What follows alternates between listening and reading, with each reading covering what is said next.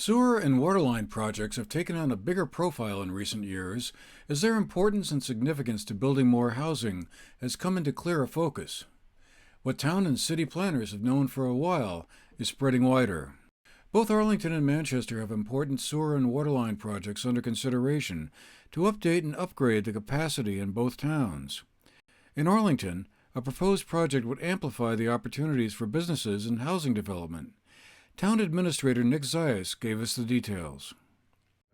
So the number one most interesting thing that we're doing in this space is we've had a Wastewater Committee running for almost a year now that has been making a plan to get an engineer to make a plan to do wastewater in some way or another, or figure out what wastewater solution might be appropriate for a town like Arlington. So the committee is in the middle of the award process now. We did get 3 firms that were interested in doing this kind of work for us, and they'll be deciding which firm to go with in a couple of weeks and then recommending to the select board who to hire.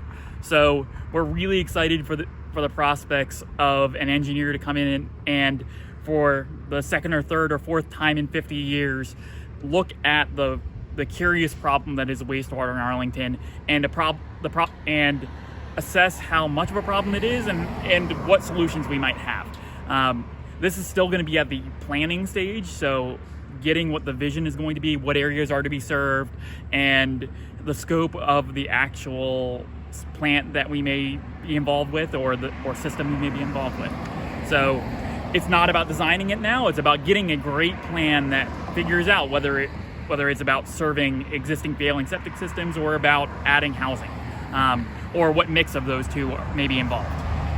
So right now, what's our status like here on Main Street for, is there a public sewer line or a water line at all? There is no there's no sewer line. There is an extensive water network that covers all of Arlington and East Arlington. So Arlington does not really hurt for water capacity through the center of its town. We have beautiful gushing spring in the town of Sunderland that provides us most of our water. So we have great water infrastructure that we've improved and made thousands and millions of dollars of investment in since the acquisition of the water company in 2015 to 2016. So we have all the water in the world, but that doesn't solve the problem if you don't have a place to deal with the wastewater. That is something we don't have, and we're one of many communities that have water but no wastewater infrastructure. But we are one of the oldest studied communities on wastewater infrastructure. The first studies of this and debates on this were taking place in the 1960s. And the first study on this that was formally done was in the early 70s. So this has been a long conversation that every generation in Arlington has done for the last 50 years. And well, maybe this is the generation that we figure out a plan, that the technology is there, that the politics are there to actually find a path forward to dispose of our wastewater in a more systematic way in Arlington rather than a network of septic systems. One of the biggest stories of Central Arlington is this would facilitate our new businesses to be allowed in the center of town. The center of town had many businesses in the past, and it has many fewer businesses than it did 100 years ago. A lot of that has to do with the fact that there isn't good wastewater capacity to support things like restaurants and bakeries and other delightful community-serving businesses that the people in the center of Arlington would love to be able to walk to. But we really can't. There's not enough empty space in the center of Arlington to put all these types of businesses on septic systems. So that is one of the big kind of goals of this, would be allow that kind of thing to happen, allows people like the Hill Valley Health Center to expand and provide better health services in the town. But then there's also the idea that the wastewater capacity would allow for accessory dwelling units throughout the system, so that the properties in the center of town may be able to convert some garages or basements or other things into housing in a way they can't do on their existing constrained septic fields. That change would require no zoning changes, which is something that really would be a direct, quick benefit to the town after the system were set up.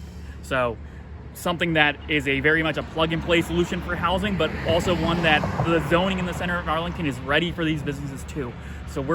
So the one constraint is wastewater for many of these businesses, and we're looking to relieve that constraint.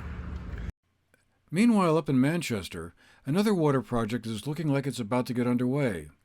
On Thursday, September 29th, bids will be looked over for a project that would run a new sewer line from Cemetery Avenue and Main Street up to approximately the entrance to the Vermont Country Store office building. That would be the first phase of a multi-phase project. Select Board member Heidi Chamberlain, who's been working closely on this project, gave us the background and where the project stands. And this is a little bit shorter than our original plan for phase one. It's about, I'm not exactly sure, but a little bit shorter. And there are two other phases that we hope to get underway next summer. This first phase, we think somewhere in the neighborhood of $600,000. We have the whole project bonded at somewhere around 1.9 million. But we have bids coming from contractors on Thursday by noon, and hope to review those bids next Tuesday at a special meeting with the Select Board. We've identified this in our town plan as a development corridor, and it's been zoned as a Zone 2 mixed use, which is intended to promote non-retail business, but also more dense housing, so that we can address, the urgent need for affordable housing. But part of identifying Zone 2 corridors was providing infrastructure from the town, and sewer is a key part of that because it helps bring down construction costs, but also helps with environmental impact of having a ton of septic systems. And one of the good things about this first phase is that there's many people along this first part of the phase that are willing to pay connection fees in advance, which will help offset the cost of the town. So initially, we'd hoped to get grant monies from a state organization, and we did not rate well for this particular project, primarily due to our income levels in town. So when we spoke with some people at the agencies that authorized the money, they said that our putting some of our own money into the first part of the construction and having a developed project would help with us getting monies for phase 2 and 3.